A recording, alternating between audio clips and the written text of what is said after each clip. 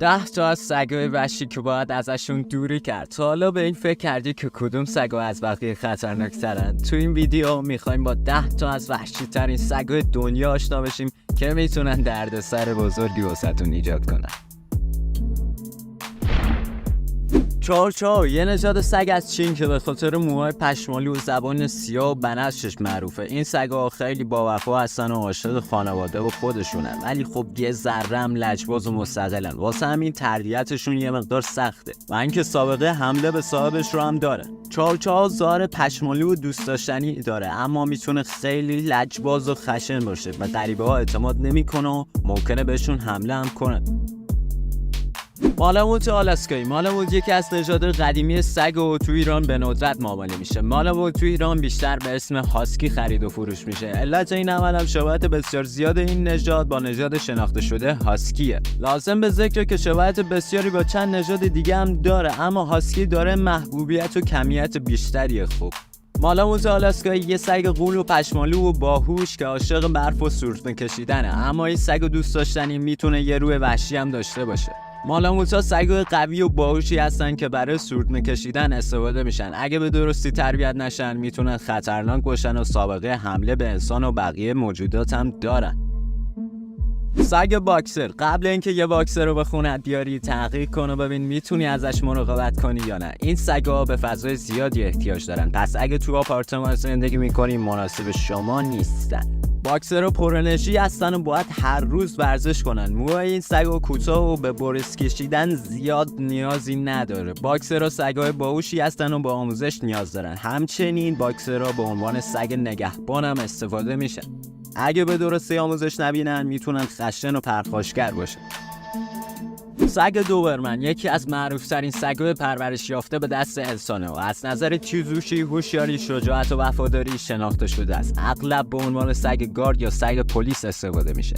این سگ توی سال 1890 توسط کارل فردریش لوئیس دوبرمن پرورش داده شد. سگ دوبرمن گونه‌ای از وحشی‌ترین و وفادارترین سگ‌های جهانه. دوبرمن فینیشر سگ‌های قدرتمند و باهوشی هستن که به عنوان سگ پلیس و نگهبان استفاده میشن.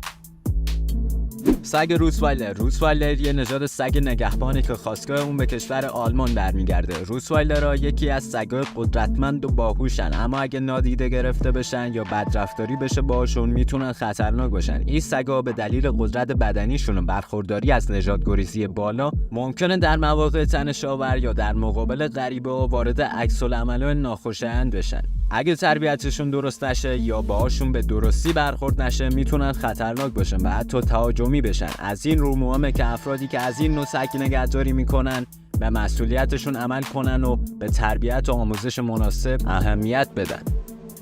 سگ بولداگ آمریکایی. بولداگ آمریکایی برخلاف سگ بولداگ انگلیسی نژاد گردن کلفت و قدری هستن. قدشون حدود 70 سانت و وزنشون هم تا بالای 45 کیلو هم میرسه. بولداگ آمریکایی سگی با عضلات سنگین و صورت پورچین و چروکیه. بولداگ هم مثل روتوایلرها از نژادهای قدرتمندن، اما با این حال اگه اهمیت خاصی به تربیتشون و کنترلشون نداده بشه ممکنه خطرناک بشن. این سگا به دلیل ساختار فیزیکیشون ممکنه مشکلات تنفسی داشته باشن و تو هوا گرم به سختی تحمل کنن. همچنین بعضی از این سگا ترجیح میدن با سگای دیگه دعوا کنن تا اینکه دوست باشن. بنابراین در مواجهه با سگای دیگه ممکنه واکنش‌های غیر منتظره‌ای نشون بدن. برای همین اهمیت داره که صاحبان این نوع سگا به تربیت و کنترلشون با دقت بالا بپردازن و از تعاملشون با دیگران و موجودات دیگه به خوبی مراقبت کنن.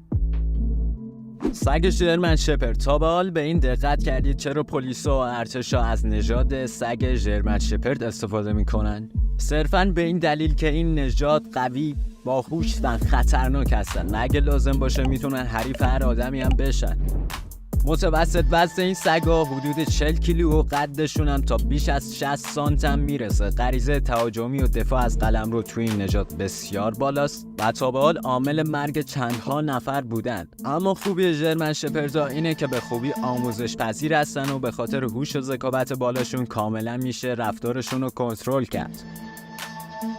سگ‌های گریت دین. سگ‌های نژاد گریت دین میتونن یک همراه وفادار و دوست داشتنی باشن. نژاد گریت دین شامل سگ‌هایی هستن که اصالت آلمانی دارن و به عنوان سگ‌های نگهبان و کاری معروفن.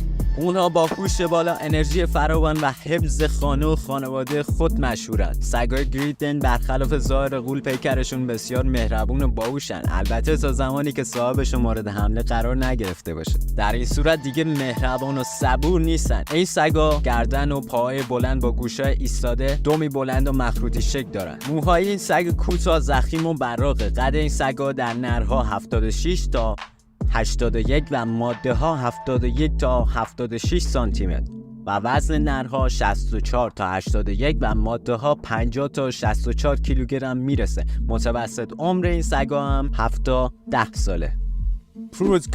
پروت پرسا کارانیو از خطرناکترین سگای جهانه که نگهداری این سگ در 8 کشور جهان ممنوع شده. وزن این سگا تا 50 کیلوگرم هم میرسه و قد این سگا حد اکثر 66 سانتی متره. این سگا به دلیل داشتن سرعت بالا برای شکار و جنگ آموزش داده میشن. قدرت فوق‌العاده این سگا موجب شده تا کمتر قربانی از دست اونا جون سالم به در ببره. سگ نژاد گرگ هیبریدی یکی از نژادهای خطرناکی که توی سگا شناسایی شده سگ گرگ هیبریدیه. این نژاد یه ترکیب از گرگ و سگه که شجاعت، زیبایی و قدرت بدنی بالایی رو به نمایش میذاره. این سگا معمولا ویژگی‌هایی رو از هر دو والد خودشون به ارث میبرن. اونها ظاهری نیمه گرگی و نیمه سگی دارن. چشمای بزرگ این نژاد گیرایی خاصی به او بخشیده. همچنین گوش‌های متوسط تا بزرگ این سگ از ویژگی‌های بصری اونه. این نژاد به دلیل وجود خصوصیات گرگی ممکنه رفتار وحشیانه تری نسبت به سگ‌های معمولی داشته باشه و زیاد نمیشه به ابعاد دوستی اون با انسانا دلخوش کرد. هرچی ژن گرگ بودن توی این سگا بیشتر باشه، میزان خشونت و وحشیگری اونا توی این نژاد بیشتره. خب دوستان، خیلی ممنون که ویدیو رو تا آخر تماشا کردین. اگه از این ویدیو خوشتون اومد حتما ویدیو رو لایک کنید و نظراتتون هم برام توی کامنت ها بنویسید.